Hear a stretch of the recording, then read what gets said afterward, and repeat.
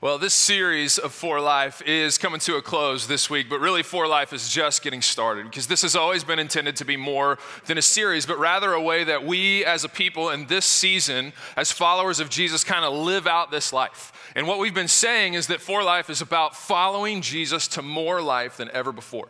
It's not about believing Jesus for more life we haven't before. It's not agreeing with Jesus for more life than ever before. It's about following Jesus to more life than ever before. We're just a group of people, and if you're here for the first time, we're a group of people who just believe to our core that Jesus shows us the way to the best kind of life. That He's our vision for life, He's our way to life, and the more we say yes to Him and live like Him, the more we come alive in Him. And so we want to follow Him to more life than ever before. We're also a group of people who we just believe that there's more to come, that the best is yet to come, that none of us have arrived, that no one would say, I'm done, I'm good, all the life I can handle, living the dream, nailing it every day, it's perfect, everything is exactly the way I want it to be. So if that's you, you might be in the wrong place. But as we said a couple weeks ago, you may just want to confirm with the person next to you that that's actually true, okay? We're living our way into this. Because we have this idea that following Jesus to more life than ever before is actually worth it. And if we'll step in behind Him and do the things that He has done, we can live in that direction. And it's a great direction. We're all stoked for what God has in mind. In fact, the more we look at Jesus, the more I look at Jesus, the more excited I am about where He's taking us.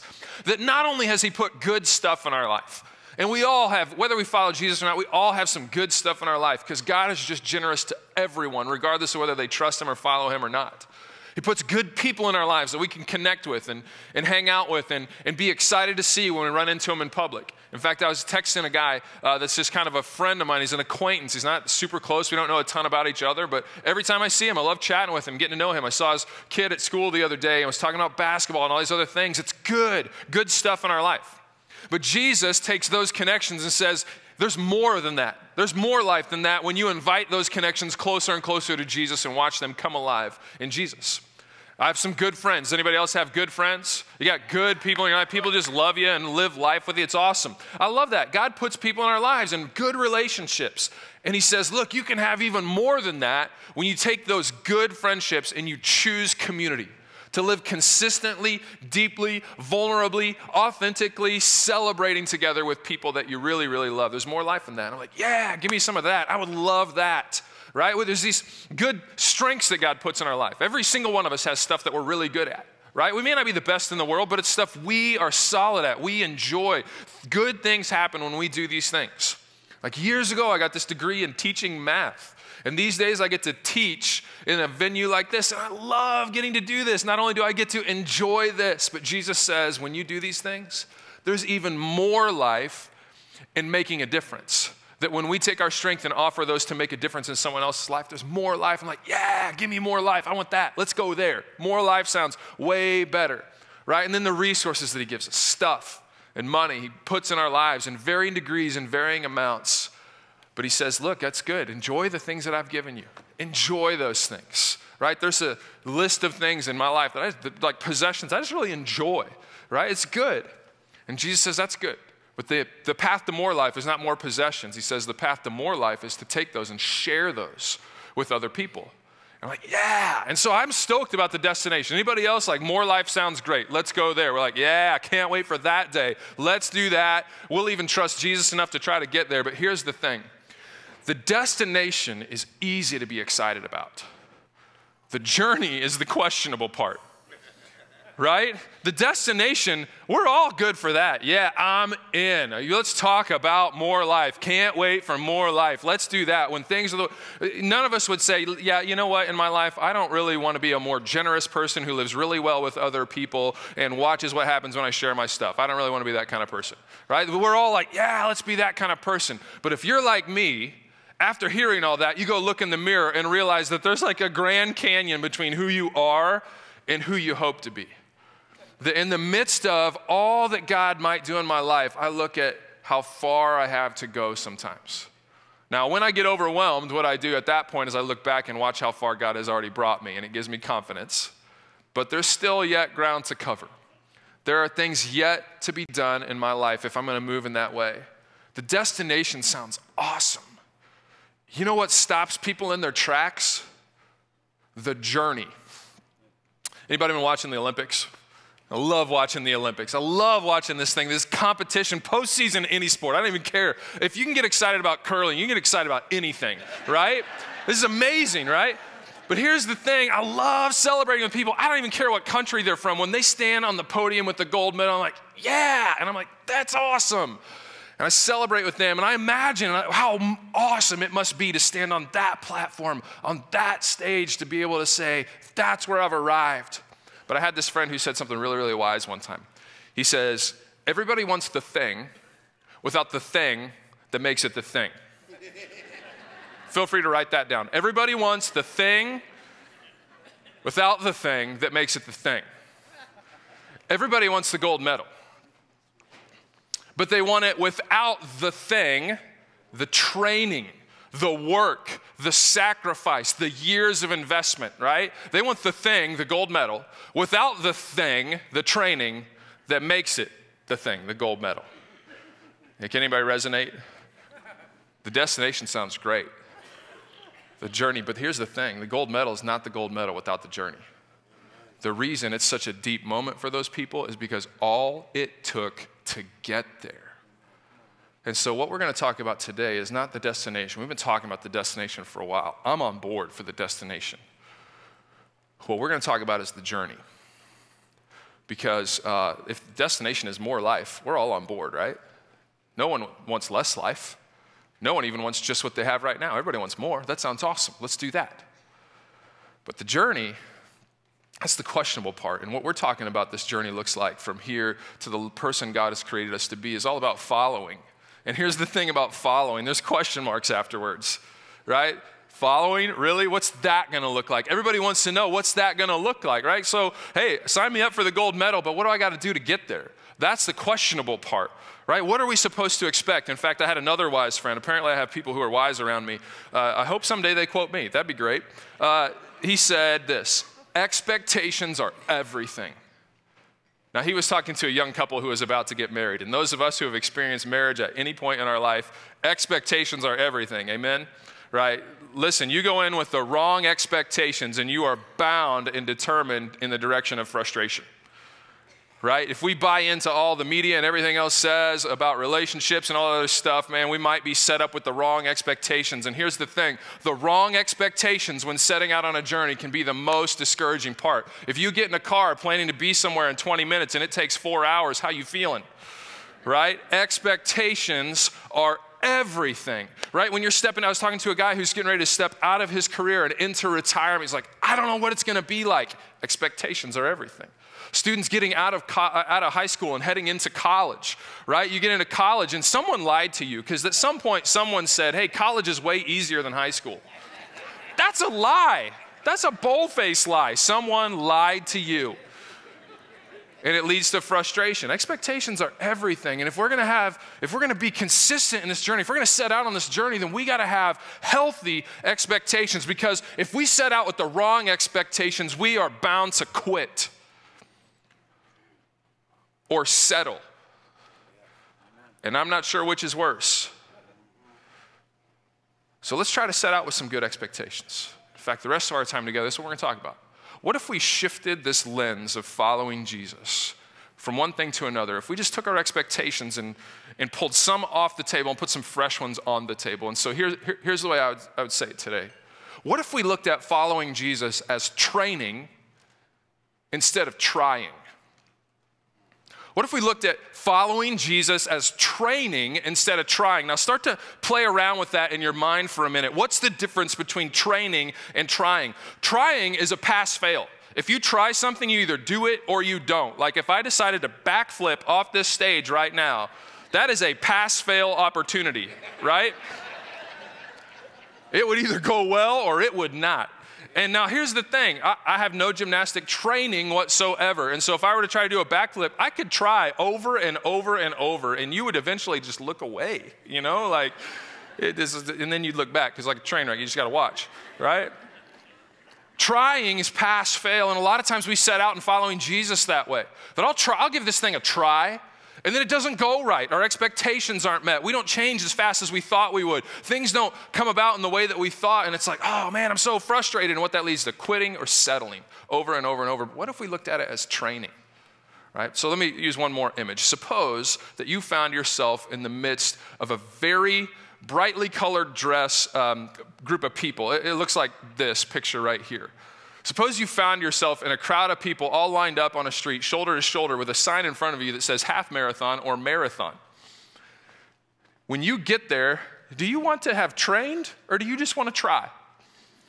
Like if you go out and give that a try, most of us, if we find ourselves surprised in that spot and we had not trained anywhere or prepared in any way, what we are doing is doing anything we could to scrape our way across the barricade and go hide somewhere, because that's not going to happen. 13.1, 26.2, terrible idea. People shouldn't run that far, right? And so if you end up in that spot, or you could just give it a try, and lots of people do, and they have a truck that comes along at the back of the race for those people. I forget, it has a nickname. I call it the truck of shame. And so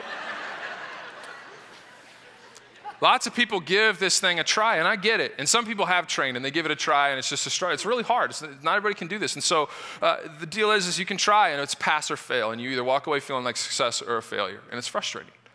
But what if instead we looked at this following Jesus thing as training? Because if you want to end up confident in that group of people, you need a sheet of paper that looks a little bit like this, that you printed off the internet, and for weeks and weeks and weeks, you start in one place and you end up in another, a little bit at a time. Would you notice in the upper left-hand corner, in this training thing for a marathon, the first day is rest. Everybody's got that. Yes, day one, nailed it, right? Day two is not 26.2 miles. Day two is what? 3 miles. And the next day is 5 miles, and it's crossed out because I didn't want to run that day, right? And then 3, and then rest again. Yes, and then a long run of apparently, it's supposed to be 3 or 4. I don't know, I ran 2. That's what I did. And then Sunday's cross training. You'll see a lot of those crossed off because I didn't like that back then. And so you just start a little bit at a time.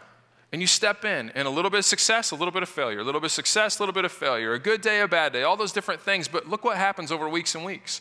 It goes from 3.53 to 4.74 to 5.85. And what's really crossed off a lot is the long days, right? There's a 16 and an 18 and a 21 and a 10 and all these different things along the way. But it doesn't start there. It starts reasonably. And over time, a little bit of training, instead of just going out and trying, you train and you prepare. And what if we looked at our following Jesus in the same way? Some days are going to go great. Some days aren't going to go that great. Some days we're going to do 3, and some days we're going to do 10. That's just how it is. That over and over we train our way into these things. In fact, Paul said this to Timothy. He said, physical training is of some value, but training for godliness has value in this life and in the next. And so what if we thought about our following Jesus life in terms of training? In fact, I want to give us just kind of 3 ways to think about training instead of trying. Kind of 3 lenses to look through as we set out on this next couple of months, because really the 4Life Journal only tees you up for the next 2.5 months. The next 2.5 months will be revealing on whether we've actually invited God to lead us into more life, where we train over the course of 2.5 months, then we look back. And I'll explain more about that later. But in this training and trying thing, check this out. There are 3 ways we're going to look at this. If you're going to train, you can train way better together than you can by yourself. We train way better together than we do by ourselves. In Hebrews chapter 12, it says this: therefore, since we are surrounded by such a huge crowd of witnesses to the life of faith, let us strip off every weight that slows us down and especially the sin that so easily trips us up, and let us run with endurance the race God has set before us.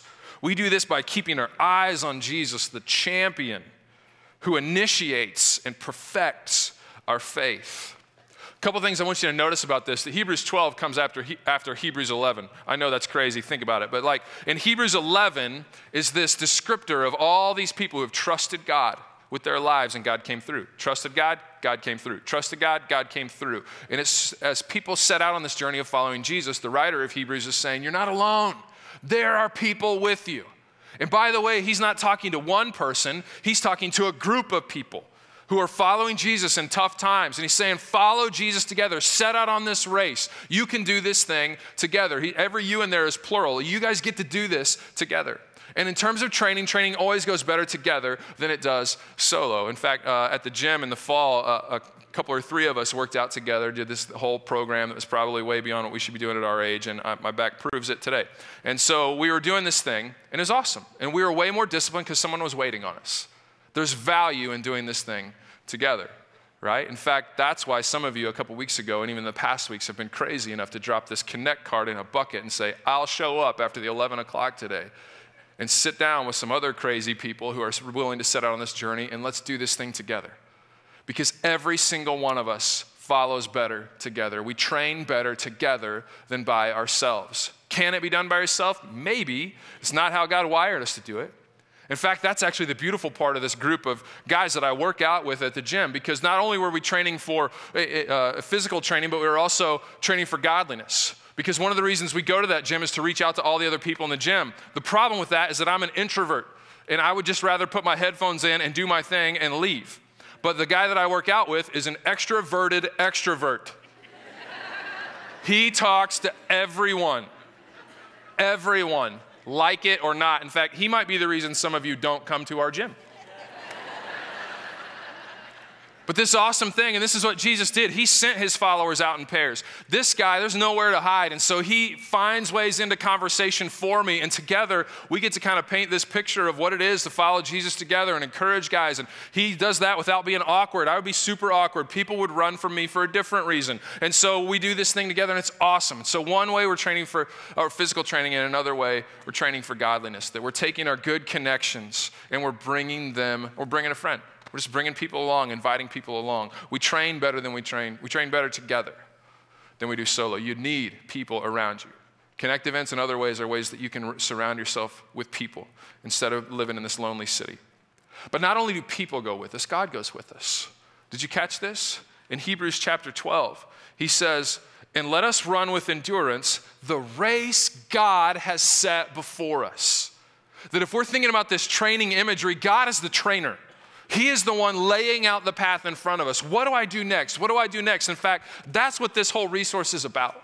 Because every single one of us is in a different place. Just like if this was the crowd that was about to line up to run, some of us are very capable of running from the couch to the fridge and back. And some of us are capable of a mile or 2 miles or 10 miles. Some of you are ultra marathon, whatever. We're all at a different place, and the same is true of our faith. But the awesome thing is that our God is personal with you, and that he, in a conversation with you, will lay out the right next step for you so that you take a step forward. That's what the whole first half of this is about. God, what do you have for me? What do you have in mind for me? That he gets to lay out the race in front of us in a way that makes sense for us. We know what our next step is.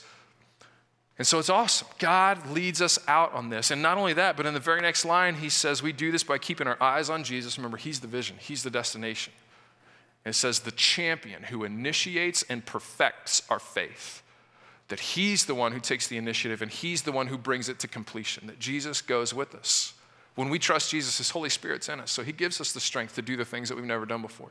To step into ways of faithfulness that we never have before. So he's the perfecter. In fact, check this out. Just a little bit later in Hebrews chapter 12, the writer is talking about some of the hard times that these folks are going through. And he says this, he says, God's discipline is always good for us. Discipline not in terms of punishment, discipline like a trainer who's calling you to the next thing and cheering you on and encouraging you and challenging you, right? God's discipline is always good for us so that we might share in his holiness, his set apartness, this full life that he's calling us to. And it says this, afterward, right? After something, afterward. Y'all, you don't miss that afterward. It's after the training. After the training, it says this, there will be a peaceful harvest of right living for those who are trained in this way. It's after training. It's after. And so here's the thing, I gotta give you some bad news. You ready? Is that right between those verses is this other verse in 12:11, that God is a really good trainer. And so the comfort of the couch is not an option. And so he says this, no discipline is enjoyable while it's happening. It's painful. Those of you who have trained physically, you get this. Every Olympic athlete gets this. Everyone who's run a marathon gets this. That to do something you've never done before, comfort is not an option. Afterward, it's worth it. The destination is worth it, but the journey can be tough. So let's not be unrealistic that if you're going to look at training, we're not talking about comfort. In fact, what we're saying is not only is it better if we go together than solo, but it's also that we're going to have to choose challenge instead of comfort. We got to choose challenge instead of comfort. Now, these Hebrews were experiencing some discipline, some challenge that really they didn't actually choose. It was kind of imposed on them, and that happens in our lives, that we come up against barriers, that we have to find new ways around it. But there's also a way to grow without that. We can also lean into this thing called self-discipline. In fact, that's one of the differences in my mind of people who are immature to mature. People who are immature, like 3-year-olds, they need discipline, and they need someone to discipline them. But as we grow older and we become more mature, we must be self-disciplined, that we actually impose things on ourselves that cause us to grow, that we choose challenge over comfort. And I think that's what he's calling us to. And I get that comfortable is comfortable, right? Again, very, very deep statement. Feel free to write that down. Comfortable is so comfortable, right? Here's the thing, when you're comfortable, like when you get that just right spot in the couch, or you find just the right blend of shade and sun, and you're floating on the float in the pool, or you find the right spot on the beach where tons of little kids aren't like bothering you. Sorry, those are my kids. You just want to stay right there and never leave, right? But here's the problem. When you're comfortable, you want to stay right where you're at, yeah? But the problem with that is that if you stay comfortable, you'll always stay right where you're at. So if you've arrived, that's great. But if you want more life, it's not really an option, right? And so as we set out, we want to invite God to actually make us uncomfortable. Another way to think of it instead of challenge is adventure. I love the word adventure, not just physical outdoor adventure and all that kind of stuff, but the unknown, right? The unknown can be scary, but the only way the unknown becomes less scary is to brave the fear and find out. And so John Eldridge actually talks about adventure this way. I love it. He says, adventure calls us out. It invites us to be someone we hope to be, but aren't quite sure that we are. I love it. It gets us past comfort. We want to be there, but we're not quite sure, and you've got to brave the difference. You got to set comfort aside. In fact, I love the way Paul says this in 1 Corinthians 9, a very, very clear picture that a follower of Jesus paints of this. In 1 Corinthians 9, verse 24, it says this, don't you realize that in a race, everyone runs, but only one gets the prize? So run to win. I can resonate with competitive people. He says, run to win.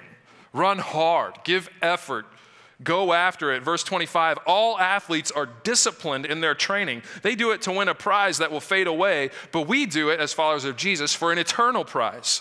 So I run with purpose in every step. I'm not shadow boxing. I discipline my body like an athlete, training it to do what it should. Otherwise, I fear that after preaching to others, I myself might be disqualified.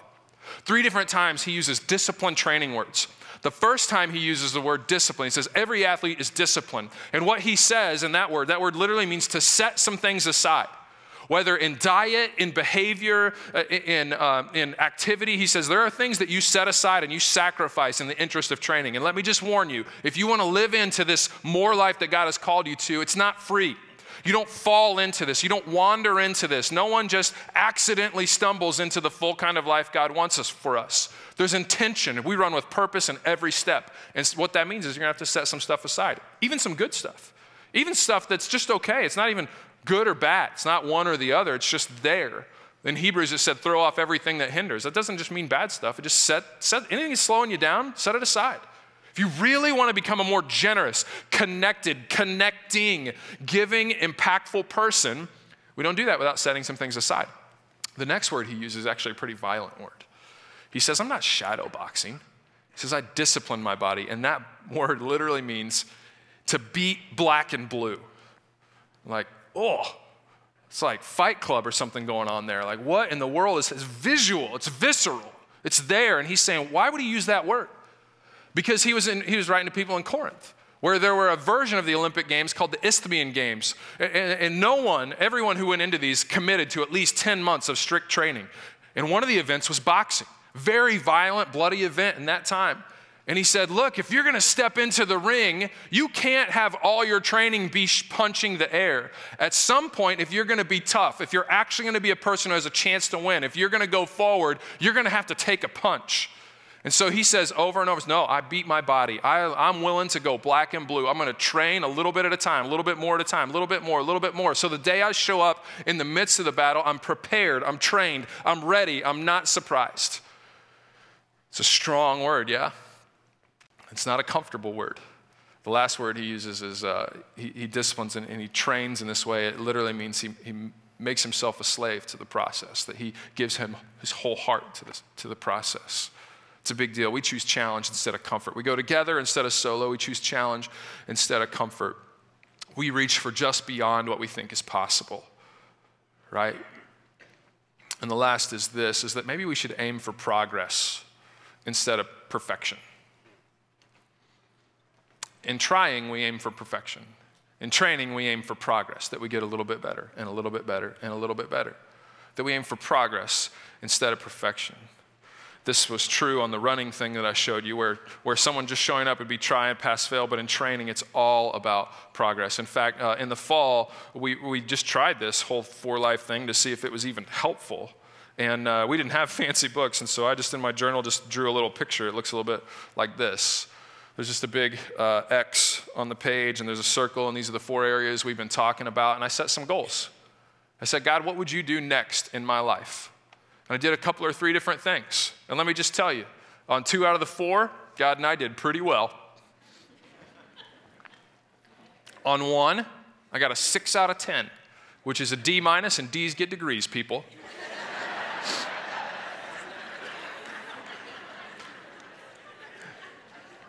And 1 was a total fail. But can I just tell you that even in the total fail of the goal and the action that God and I set out to do, we've made progress.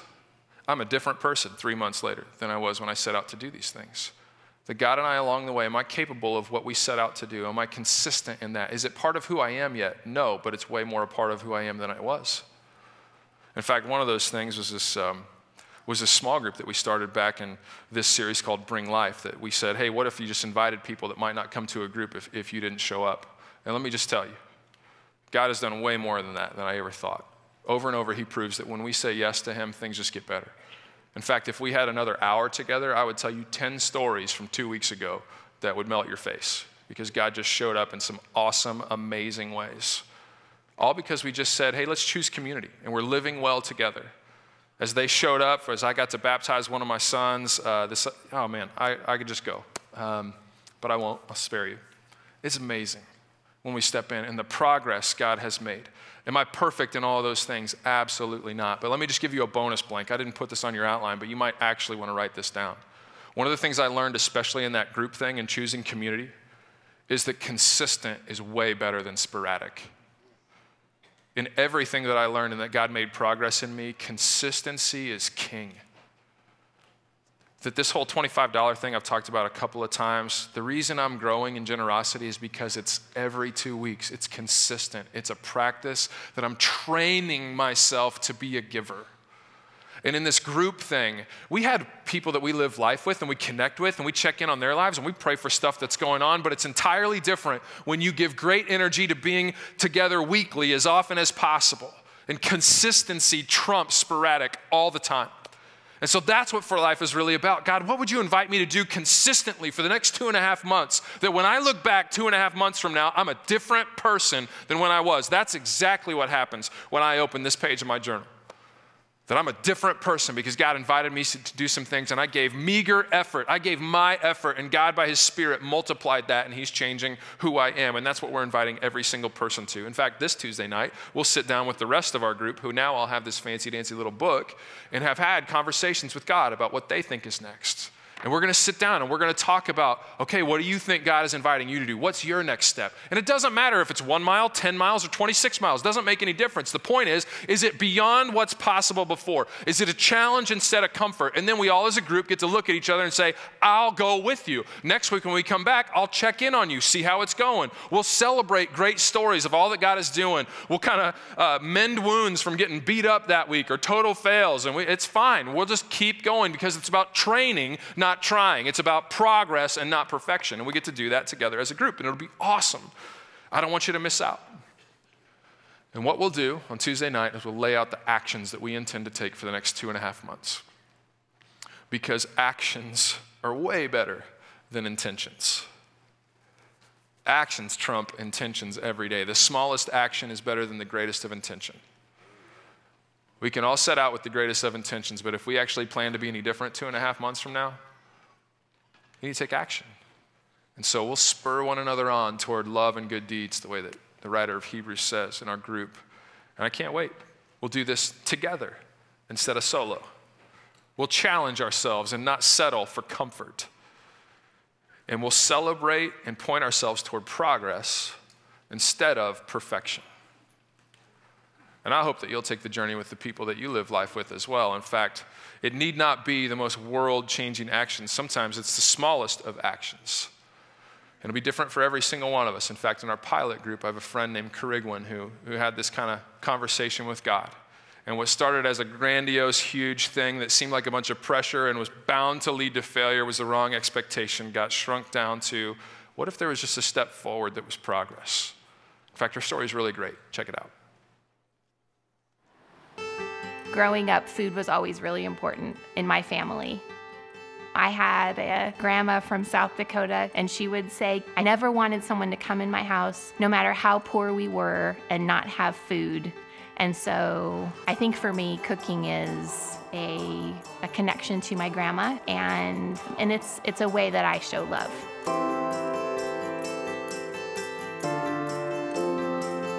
A few months ago, a group of us was invited to be in this pilot group for For Life. At the time, none of us knew what that meant.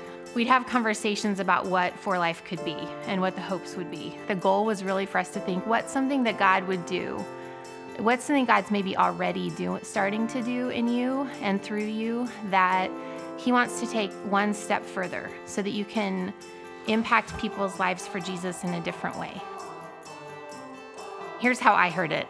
What's like a miracle that God would do through you? I was thinking really big things, and I was reminded as I was having conversations with my connections and my friends, slow down, take a step back, and think about what's something that you do. It could be something very practical. And for me, that was food. And so I started thinking about how can I provide food for people I care about at times when they need it, and at times when maybe they don't, but I just want to give it to them. A few months ago, I just decided when I make certain foods, I'm going to make extra, and I'm going to freeze them, and maybe there will be an opportunity for me to give that food to somebody else. The thing that was really neat to me was the week after I decided to do this, I had frozen some different meals. I got an email from a couple people saying, hey, we've had a family from our church who had a death in their family. Would you be willing to provide a meal? And because my work week tends to be really busy, it would have been hard for me to stop and go to the store and get the food, but I already had it. So I was able to take something over to somebody and provide it for them. And those things have started happening to them. Maybe it's a way that Jesus just is reminding them that He values them and He loves them and He cares about them. God wants to take what we do every day and expand it in ways maybe we hadn't thought about before. Think about what strength God has already given you. What are the gifts He's already given you? Think about how He may want to use that in a bigger way. It can be something that to other people seems really small, but to you, that one act, that one decision can make a difference in ways that you maybe don't even realize right now.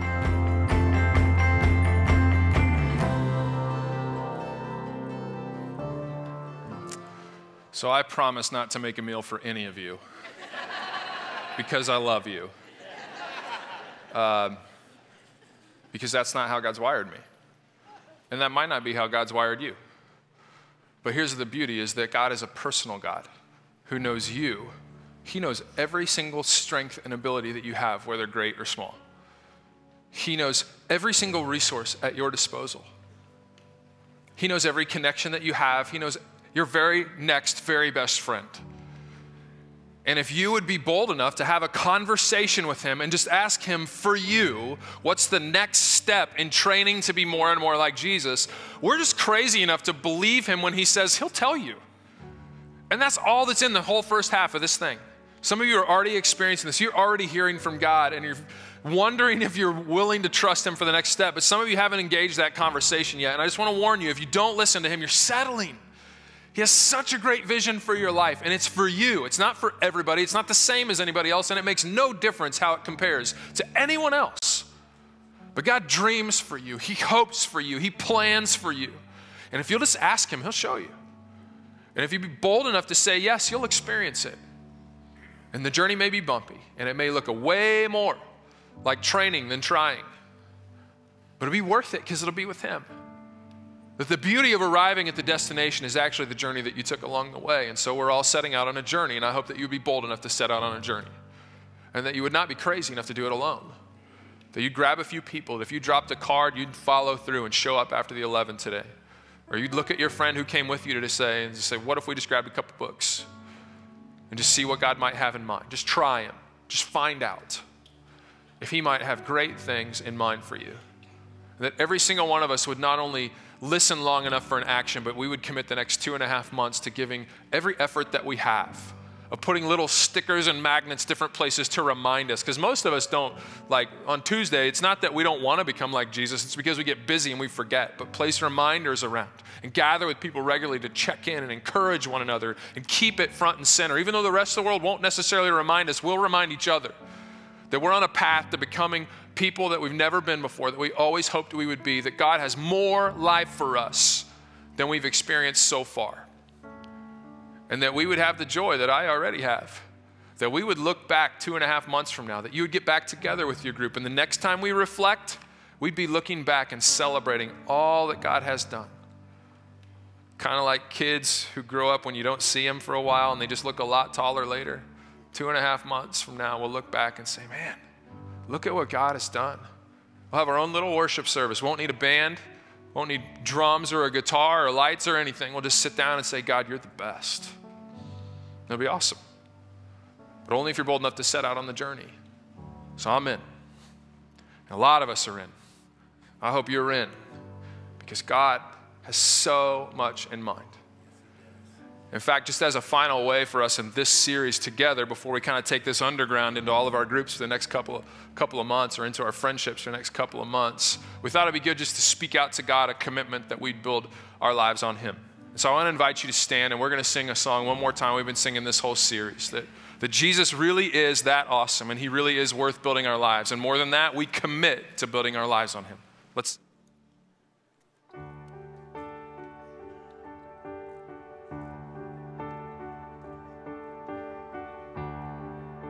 Worthy of every song we could ever sing, and you're worthy of all the praise we could ever bring,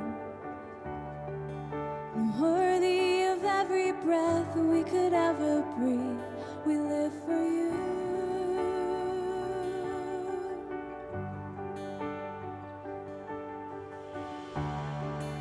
Jesus, the name above every other name.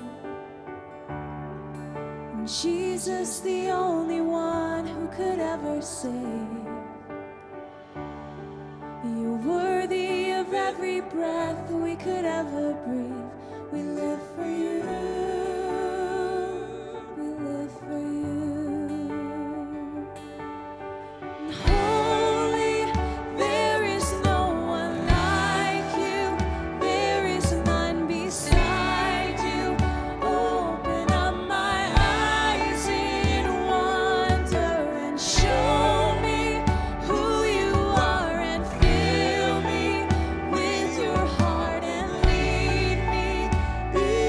Love.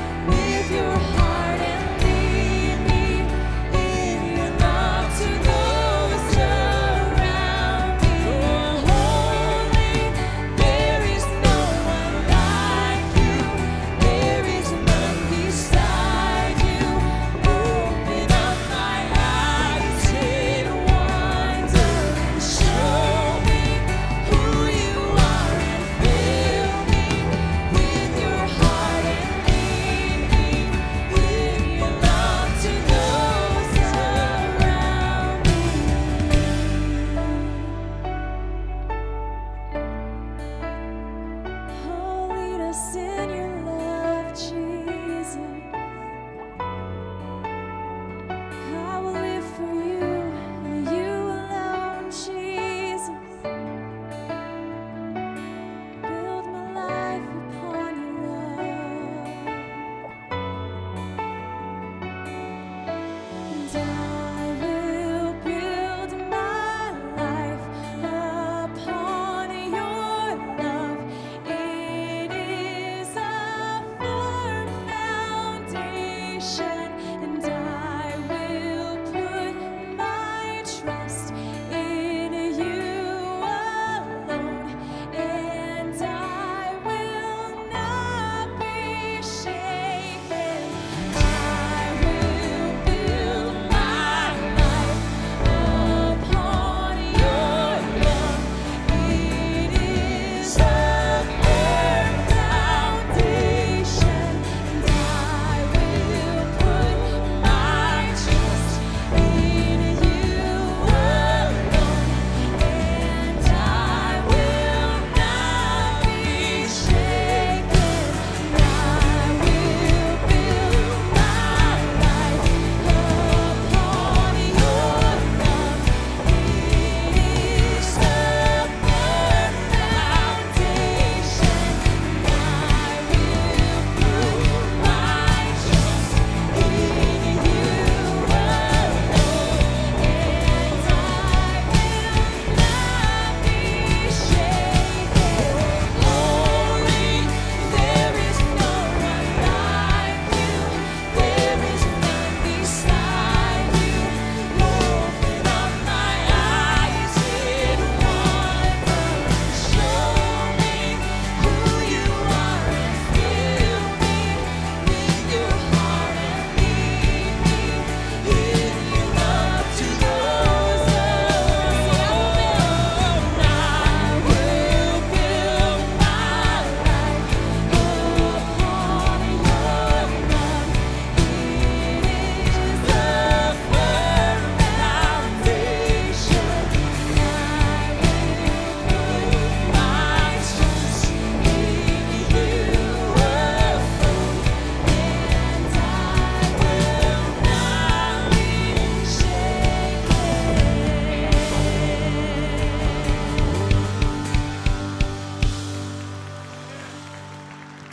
Amen. Well, that is truly our prayer as we leave this place, as we head out into a new week. We will build our lives on His love. Thanks so much for joining us. Be sure to get a 4Life journal on your way out. If you need prayer, you can come down front. There's some folks down here who would love to pray with you. Hope to see you back next weekend as we start a brand new series. Have a great week.